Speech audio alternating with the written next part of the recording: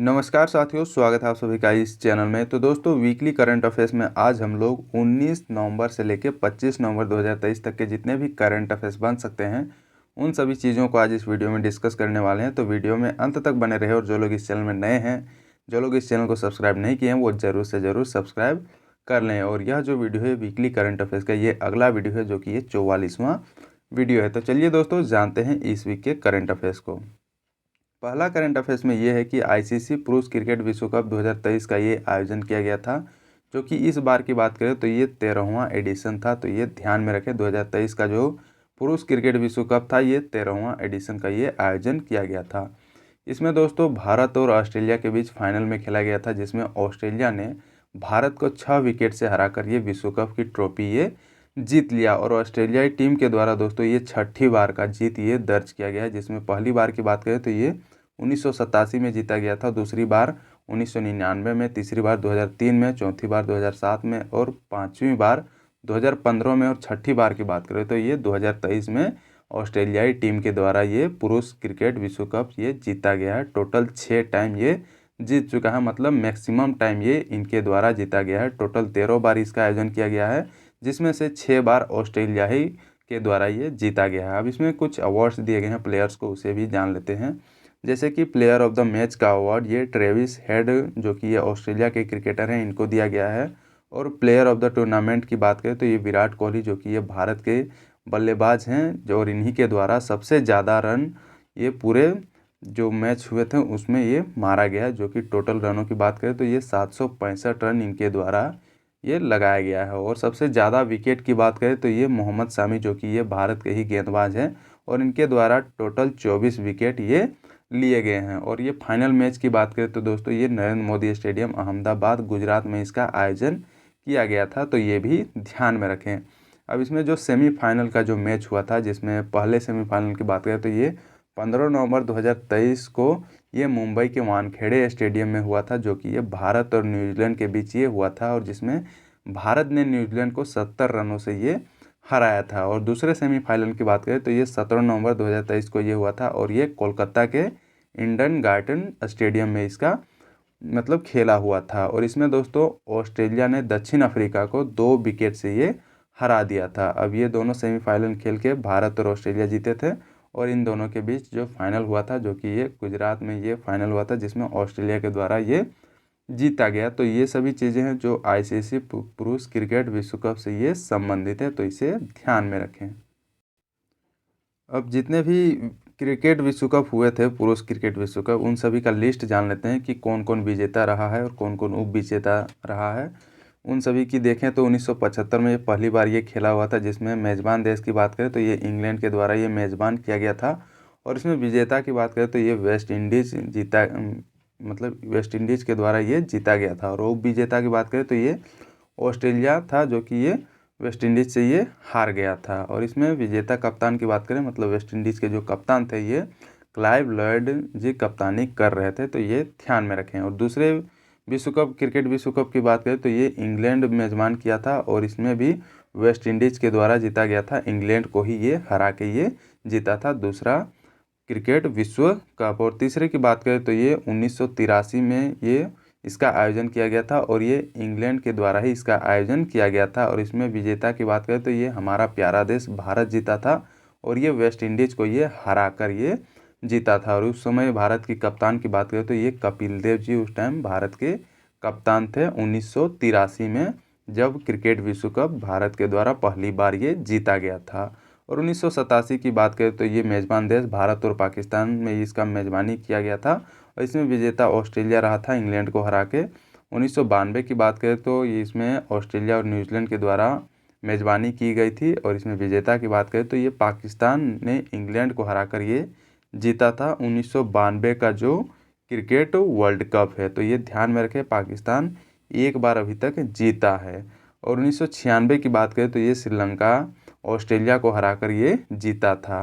और 1999 की बात करें तो ये ऑस्ट्रेलिया जीता था पाकिस्तान को हरा के। फिर 2003 में ऑस्ट्रेलिया भारत को हरा के, फिर 2007 में ऑस्ट्रेलिया श्रीलंका को हरा के, और 2011 की बात करें तो हमारा प्यारा देश भारत फिर से जीता था।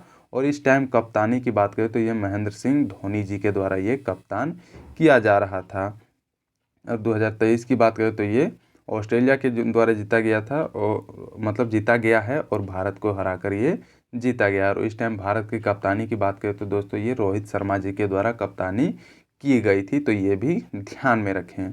अब चलिए नेक्स्ट बढ़ते हैं। अगला करंट अफेयर में है, कोटक महिंद्रा बैंक के एमडी और सीईओ ये नियुक्त किए गए हैं, जो कि ये अशोक वासवानी जी को 3 साल की अवधि के लिए ये नियुक्त किया गया है कोटक महिंद्रा बैंक के एमडी मतलब मैनेजिंग डायरेक्टर और चीफ एग्जीक्यूटिव ऑफिसर के रूप में। और इसके पहले जो एमडी और सीईओ थे वो दीपक गुप्ता जी थे, तो ये भी ध्यान में रखें। ये आपको दिख रहा होगा अशोक वासवानी जी, जिनको 3 साल के लिए कोटक महिंद्रा बैंक के मैनेजिंग डायरेक्टर और सीईओ के रूप में नियुक्त किया गया है। नेक्स्ट है order of the British Columbia का जो अवार्ड है ये कनाडाई अमेरिकी अभिनेता और फिल्म निर्माता हैं जिनका नाम है रयान रेनॉल्ड्स, इनको ये दिया गया है order of the British Columbia का ये अवार्ड, तो ये ध्यान में रखें। नेक्स्ट जानते हैं केनेथ बोल्डिंग पुरस्कार 2023 का ये पुरस्कार की बात करें तो ये बीना अग्रवाल जो कि ये मैनचेस्टर विश्वविद्यालय की ये प्रोफेसर हैं, और डेविड बार्किन जो कि ये कोलंबिया विश्वविद्यालय के ये प्रोफेसर हैं, इन दोनों को मिला के ये दिया गया है केनेथ बोल्डिंग पुरस्कार 2023 का जो ये अवार्ड है। नेक्स्ट है हर बच्चे के लिए हर अधिकार ये अभियान ये लॉन्च किया गया है, जो कि ये उत्तर प्रदेश सरकार के द्वारा ये लॉन्च किया गया है हर बच्चे के लिए हर अधिकार ये अभियान। और इसका विषय क्या है, मतलब मेन थीम क्या है इस अभियान को लॉन्च करने का, ये gender equality and care and support, ये इसका मेन थीम है, तो ये ध्यान में रखें। उत्तर प्रदेश के अभी प्रेजेंट के जो सीएम है योगी आदित्यनाथ, और वहाँ के जो अभी प्रेजेंट के जो गवर्नर हैं आनंदीबेन पटेल जी हैं, तो उन सभी का भी नाम ध्यान में रखें। आने वाले एग्जाम में यहाँ से प्रश्न पूछे जा सकते हैं। नेक्स्ट जानते हैं अगला जो करंट अफेयर है, सर्वश्रेष्ठ वेब श्रृंखला पुरस्कार हेतु जूरी पैनल का प्रमुख ये नियुक्त किए गए हैं, जो कि ये फिल्म निर्माता हैं राजकुमार हिरानी जी को ये नियुक्त किया गया है सर्वश्रेष्ठ वेब सीरीज पुरस्कार हेतु जूरी पैनल के प्रमुख के रूप में।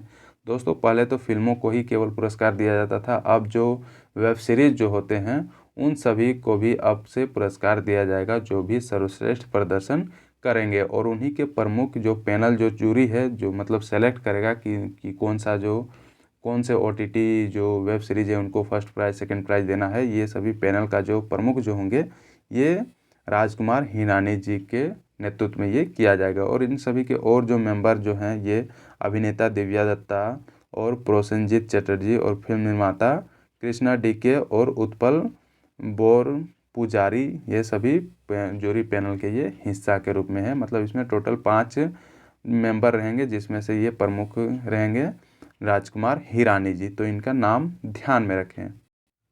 नेक्स्ट बढ़ते हैं अगला जो करंट अफेयर है, विराट कोहली की मोम की प्रतिमा ये लगाई जाएगी, जो कि ये दोस्तों जयपुर के नाहरगढ़ किले स्थित वैक्स म्यूजियम में इनकी प्रतिमा मतलब जो मोम की जो प्रतिमा है वो यहाँ पर लगाई जाएगी।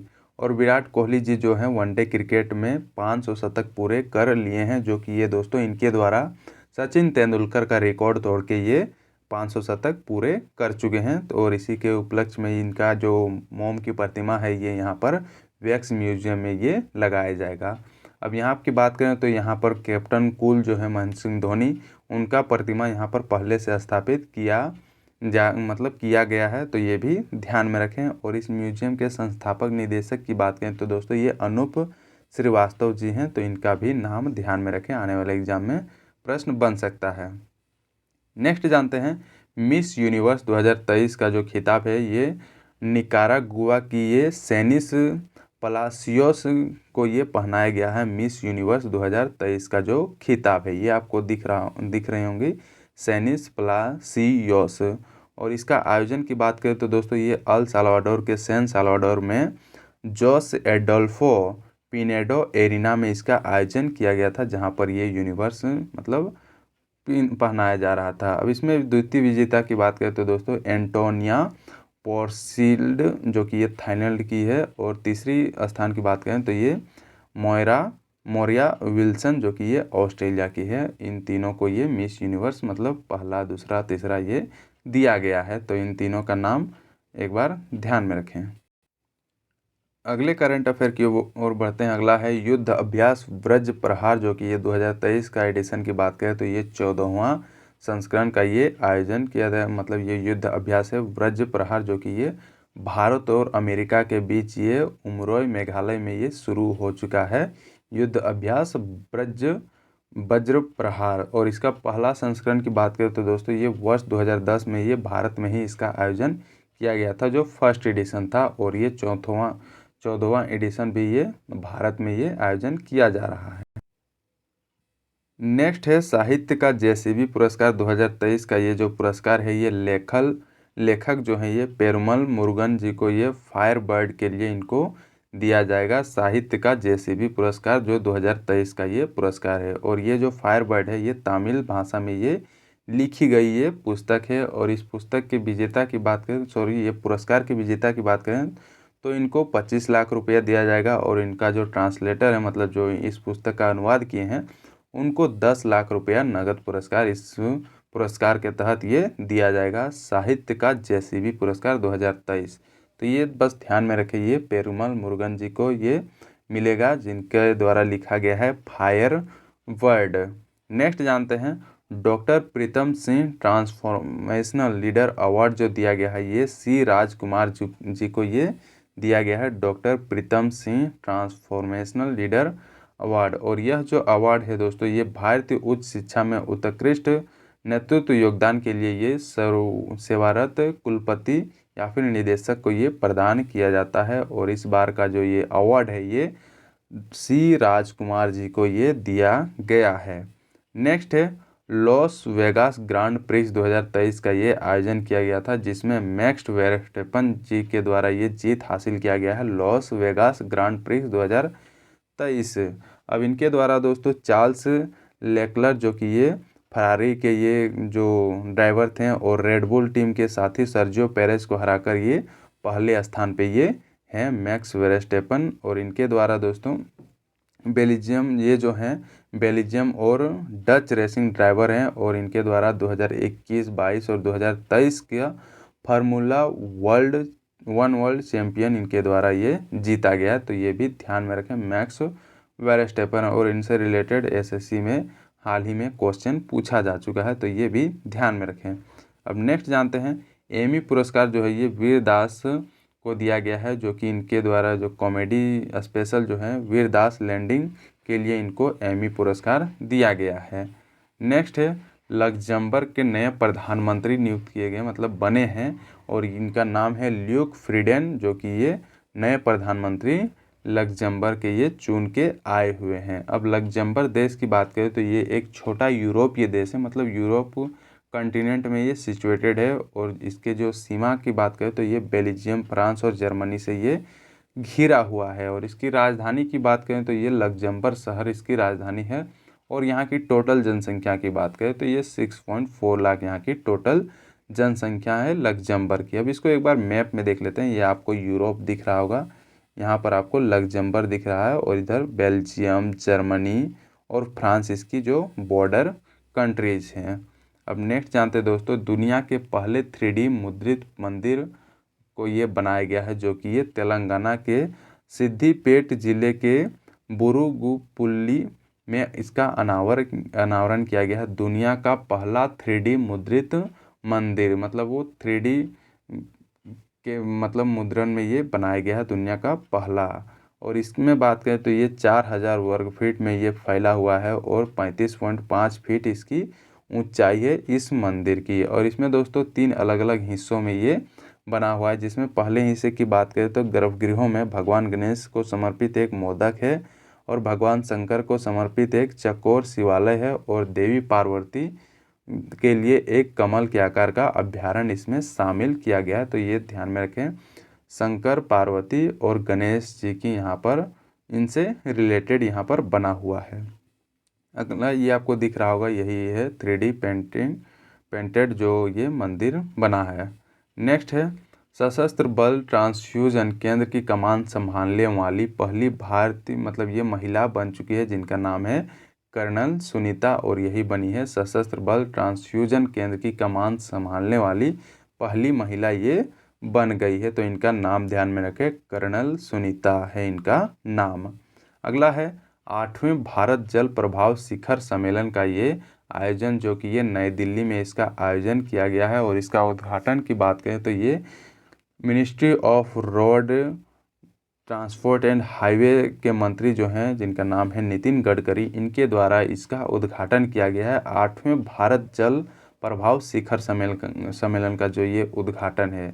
और इस साल की इसके बाद मतलब विषय की बात करें तो ये दोस्तों डेवलपमेंट विस लैंड वाटर एंड रिवर्स, ये 2023 का विषय है, जो 8वें भारत जल प्रभाव शिखर सम्मेलन जो नई दिल्ली में इसका उद्घाटन किया गया है।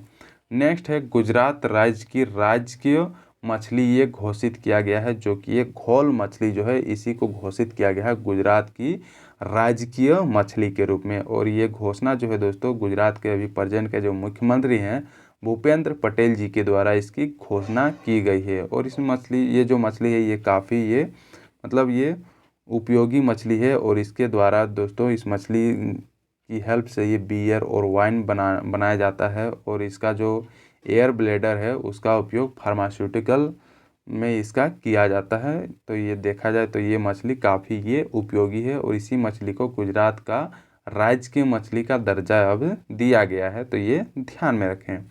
नेक्स्ट है सैन्य अभ्यास है सूर्य किरण, जो कि इसका 17वां संस्करण 2023 का ये आयोजन किया गया है। जो की बात करें तो ये दोस्तों ये भारत और नेपाल के बीच ये एक युद्ध अभ्यास है जिसका नाम है सूर्य किरण। और 2023 में जो है दोस्तों ये इसका 17वां एडिशन है। और इसमें बात करें तो ये उत्तराखंड के पिथौरागढ़ जिले में इसका आयोजन किया जा रहा है, जो कि ये 24 नवंबर से लेकर 7 दिसंबर 2023 तक ये चलेगा युद्ध अभ्यास सूर्य किरण, जो कि ये भारत और नेपाल के बीच इसका आयोजन है। अब दोस्तों कुछ नए बुक्स जो हैं जो हाल ही में रिलीज हुए हैं उन सभी को भी जानना काफ़ी ज़रूरी है। तो यहाँ से भी प्रश्न आपको आने वाले विभिन्न एग्ज़ामों में एसएससी, रेलवे, बैंकिंग और जो स्टेट के एग्ज़ाम्स होते हैं उन सभी में आपको देखने को मिलेगी। तो पहले पुस्तक की बात करें तो इसका नाम है मैपिंग ऑफ द आर्काइव्स, ये पुस्तक है। और ये जो लिखा गया बुक है ये प्रोफेसर रमेश चंद्र गौड़ और विस्मय जी के द्वारा ये पुस्तक लिखा गया जिसका नाम है मैपिंग ऑफ द आर्काइव्स। तो इनके लेखक का नाम ध्यान में रखें, यहाँ से डायरेक्ट प्रश्न पूछा जाता है। अगला पुस्तक है जिसका नाम है थ्रेड बाय थ्रेड और इसके लेखक है सत्य शरण जी के द्वारा ये पुस्तक लिखा गया है थ्रेड बाय थ्रेड। और इसके प्रकाशन की बात करें तो दोस्तों ये पेंगुइन रैंडम हाउस के द्वारा इस पुस्तक का प्रकाशन किया गया है। और इस पुस्तक की बात करें तो ये शंभू कुमार कासलीवाल के जीवन पर ये आधारित पुस्तक है थ्रेड बाय थ्रेड।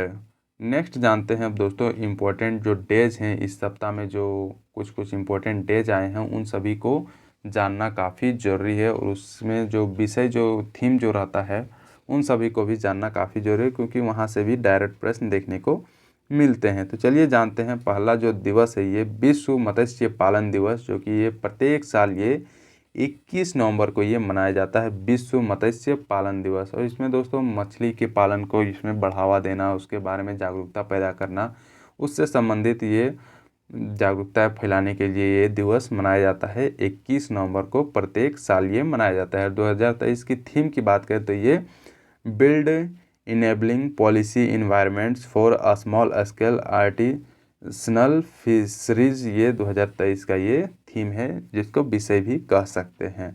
नेक्स्ट है विश्व बाल दिवस, जो कि ये 20 नवंबर को ये प्रत्येक साल मनाया जाता है विश्व बाल दिवस। और 2023 की थीम की बात करें तो ये for every child every right, ये 2023 का ये विषय है विश्व बाल दिवस, जो कि ये 20 नवंबर को ये मनाया जाता है।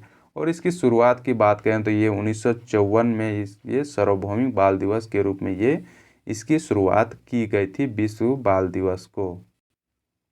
नेक्स्ट है अगला है सड़क यातायात पीड़ितों के लिए विश्व स्मरण दिवस, जो कि ये 19 नवंबर को ये मनाया जाता है।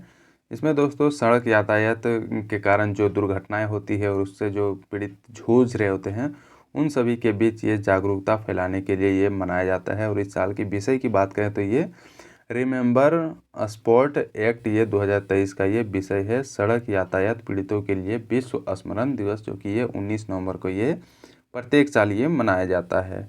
अगला है अफ्रीकी औद्योगिकरण दिवस, जो कि ये 20 नवंबर को ये प्रत्येक साल ये मनाया जाता है अफ्रीकी औद्योगिकरण दिवस। और इस साल का जो विषय की बात करें तो ये accelerating Africa's industrialisation through the empowerment of African women in processing for an integrated market, ये 2023 का ये विषय है अफ्रीका औद्योगिकरण दिवस की, जो कि ये 20 नवंबर को ये मनाया जाता है।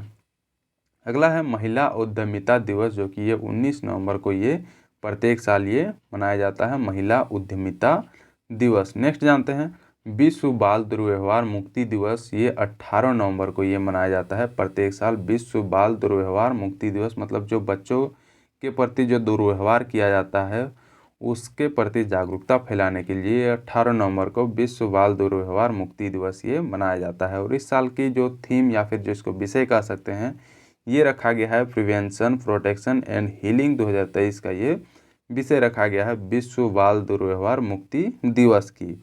नेक्स्ट है इंदिरा गांधी जी की जयंती, जो कि ये 19 नवंबर को ये प्रत्येक साल ये मनाई जाती है इंदिरा गांधी जी की जयंती।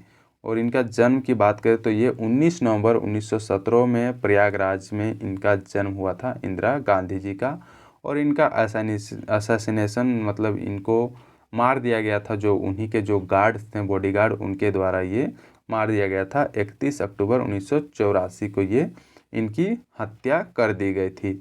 और इंदिरा गांधी जी जो थे ये 1966 से लेकर 1977 तक और फिर 1980 से लेकर 1984 तक ये भारत के तीसरी प्रधानमंत्री के रूप में ये कार्य इनके द्वारा ये किया गया था। तो ये ध्यान में रखें 1966 से लेकर 1977 और 1980 से लेकर 1984 तक ये भारत के प्रधानमंत्री के रूप में ये कार्यरत थी। और ये पहली और एकमात्र भारत की महिला प्रधानमंत्री के रूप में ये कार्यरत की हैं, तो ये भी ध्यान में रखें। और इनके कार्यकाल में दोस्तों जो तत्कालीन उस टाइम के जो राष्ट्रपति थे फखरुद्दीन अली अहमद, और इन्हीं के द्वारा 25 जून 1975 को संविधान के अनुच्छेद 352 के प्रावधानों के आधार पर यहाँ पर दोस्तों हमारे देश में आपातकाल, जिसको इमरजेंसी कह सकते हैं, ये लागू किया गया था। तो ये जो राष्ट्रपति हैं इनका नाम ध्यान में रखें फखरुद्दीन अल अहमद जी के द्वारा, और ये इंदिरा गांधी की उस टाइम सरकार थी, इन दोनों के द्वारा ये आपातकाल लागू किया गया था। और हमारे देश में अभी तक केवल यही आपातकाल लागू है, तो ये मतलब लागू हुआ है, तो ये ध्यान में रखें। आर्टिकल नंबर 352 भी ध्यान में रखें, ये नेशनल इमरजेंसी के बारे में ये बात करता है। और आर्टिकल नंबर 356 की बात करें तो वो स्टेट इमरजेंसी जो होता है उसके बारे में वहाँ पर मेंशन किया हुआ है। आर्टिकल नंबर 360 की बात करें तो दोस्तों वो फाइनेंशियल इमरजेंसी के बारे में उसमें मेंशन किया हुआ है, जो कि हमारे देश में अभी तक वित्तीय आपातकाल नहीं लागू हुआ है, तो ये भी ध्यान में रखें। ये पॉलिटी से रिलेटेड ये सभी प्रश्न यहाँ से पूछे जा सकते हैं। नेक्स्ट जानते हैं रानी लक्ष्मीबाई की जयंती, ये 19 नवंबर को ये प्रत्येक साल ये मनाई जाती है। और इनके जन्म की बात करें तो ये दोस्तों 19 नवंबर 1828 ईस्वी में रानी लक्ष्मीबाई जी का जन्म हुआ था। और ये दोस्तों इनको झांसी की रानी के नाम से भी ये प्रसिद्ध थी, रानी लक्ष्मीबाई। और इनके द्वारा दोस्तों 1857 का जो विद्रोह हुआ था उसमें इनके द्वारा काफ़ी महत्वपूर्ण भूमिका निभाई गई थी। जो कि इसकी शुरुआत की बात करें 1857 का जो विद्रोह जो शुरू हुआ था ये 10 मई 1857 को ये शुरू हुआ था। तो ये डेट ये ध्यान में रखें, यहाँ से भी प्रश्न काफ़ी बार पूछा जाता है डायरेक्ट कि 1857 का विद्रोह कब से शुरू हुआ था। अब इनके द्वारा दोस्तों 18 जून 1858 को इनके द्वारा लड़ाई करते करते अंग्रेज़ों के साथ ये शहीद हो गई और इनका मृत्यु हो गया। अब इनका मेन कारण क्या था कि इनके द्वारा जो गोद लिया गया पुत्र था वो उस राज्य के मालिकाना हक वो देना चाहती थी, लेकिन जो उस टाइम के जो अंग्रेज अधिकारी थे जो लॉर्ड कर्जन जी के द्वारा लाया गया था डॉक्ट्राइन ऑफ लेफ्ट, जिसके तहत वो ये अलाउ नहीं करता था, मतलब जो भी दत्तक पुत्र होंगे उन सभी का जो प्रॉपर्टी होगा जो राज्य का क्षेत्र होगा वो अंग्रेज के अधिकार में चला जाएगा, ना कि वो दत्तक पुत्र के अधिकार में वो नहीं जाएगा। और इसी के विरोध में ये रानी लक्ष्मीबाई जी का मतलब ये विरोध था और ये लड़ते लड़ते देश के लिए और अपने राज्य के लिए ये शहीद हो गई। अब इनके बचपन के नाम की बात करें तो ये मन्नी कर्णिका इनके बचपन का नाम था और इनको मन्नू कहकर भी पुकारा जाता था। और इनकी माँ की नाम की बात करें तो ये भागीरथी बाई इनकी माँ का नाम था, और इनके पिता का नाम मोरोपंत तांबे इनके पिता का नाम था, रानी लक्ष्मीबाई के पिता का नाम। और इनके जो पति जो थे ये झांसी के जो राजा थे महाराजा गंगाधर राव नेवालकर इनके हस्बैंड थे। और इन्हीं के मृत्यु के बाद ये मतलब इनके द्वारा गोद लिया गया जो बच्चा था दामोदर राव, और इन्हीं को ये चाहती थी कि अब ये राजकाज संभाले, जो कि ये अंग्रेज़ों के द्वारा ये विरोध किया गया था। डॉक्ट्राइन ऑफ लैप्स जो लाया गया था लॉर्ड कर्जन के द्वारा, उसमें ये चीज़ मेंशन किया गया था कि वो दत्तक पुत्र को वो राज्य का अधिकार वो नहीं दे सकते हैं, और उसको दोस्तों वो जो राज्य जो होगा वो अंग्रेज के अधीन वो चला जाएगा। तो ये ध्यान में रखें।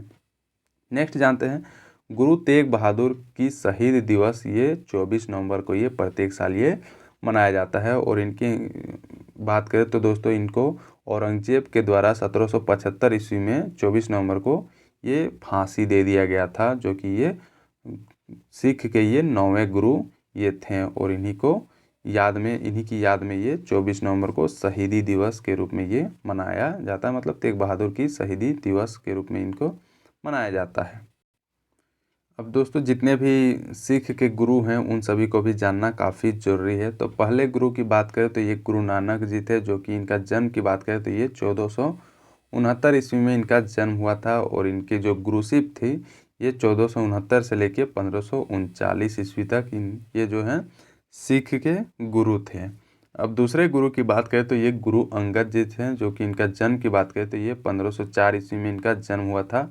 तीसरे गुरु अमरदास, चौथे गुरु रामदास, पांचवें गुरु अर्जुन, छठे गुरु हरगोविंद, सातवें गुरु हर राय, आठवें गुरु हर कृष्णा, नौवें गुरु तेग बहादुर और 10वें गुरु गोविंद सिंह। और 11वें की बात करें हालांकि 10वें तक ही ये गुरुशिप ये चला था, उसके बाद जो सिख के जो गुरुशिप है उसको हटा दिया गया था। उसके बाद गुरु ग्रंथ साहिब की ये स्थापना मतलब ये किया गया था। तो ये सभी चीज़ें हैं दोस्तों, इन सभी को जानना काफ़ी ज़रूरी है। यहाँ से आपको प्रश्न देखने को मिलता है, डायरेक्ट प्रश्न कि सिख के प्रथम गुरु का नाम क्या है, सिख के दूसरे गुरु का नाम क्या है, सिख के तीसरे गुरु का नाम क्या है, ये सभी यहाँ से प्रश्न पूछे जाते हैं।